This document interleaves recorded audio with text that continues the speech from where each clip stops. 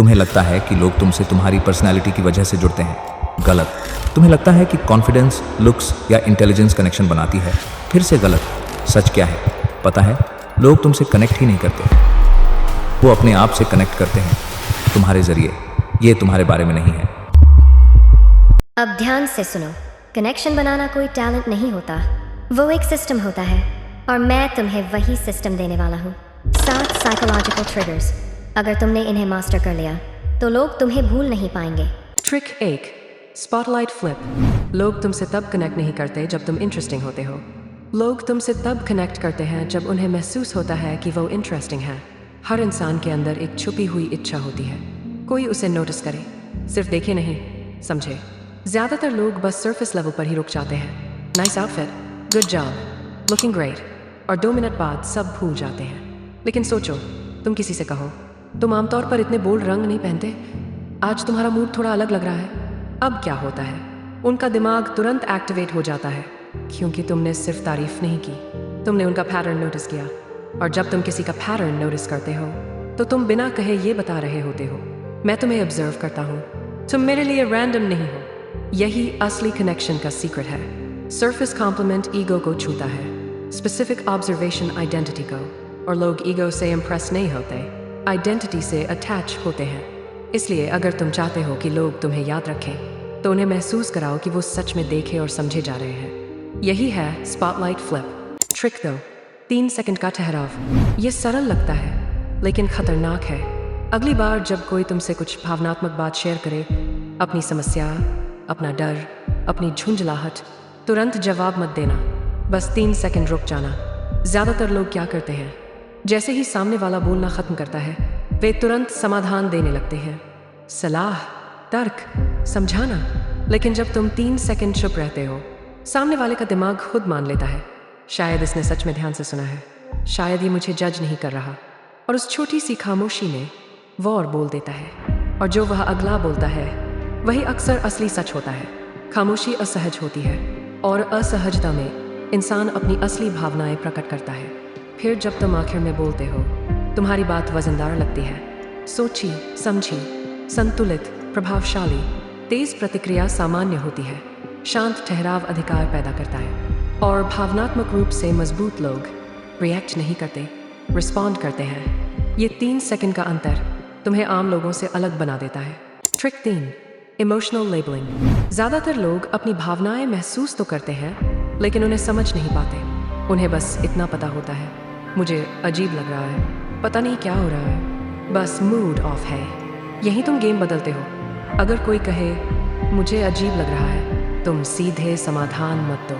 तुम कहो तुम निराश लग रहे हो, या तुम आहत हो, शायद तुमने कुछ और उम्मीद की थी। अब उनके दिमाग में क्या होता है? तुरंत सामंजस्य।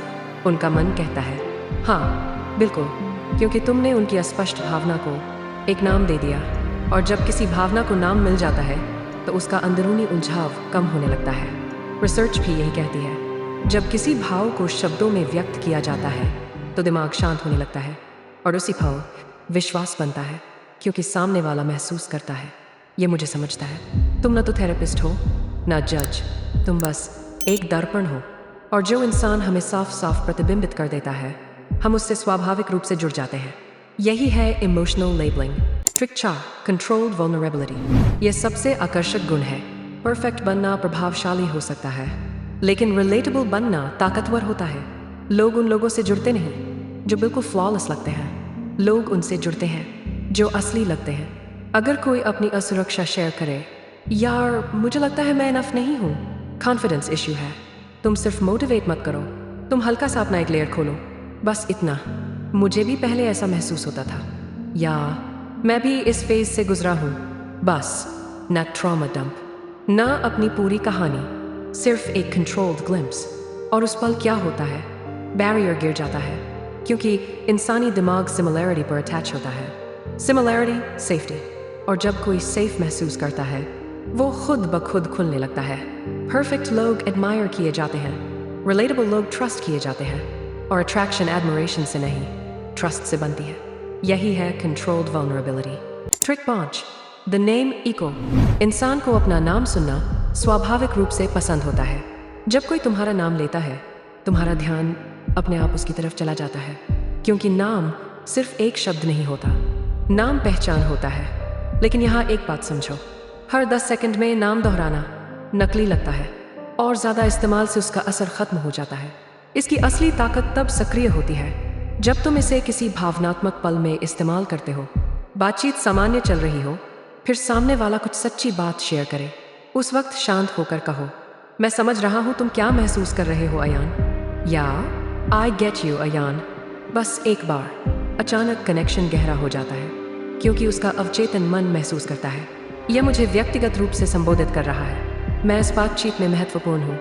नाम का सही समय पर इस्तेमाल ध्यान को व्यक्तिगत बना देता है और व्यक्तिगत एहसास कनेक्शन को कई गुना बढ़ा देता है। सरल सी ट्रिक, लेकिन सही टाइमिंग पर बहुत ताकतवर।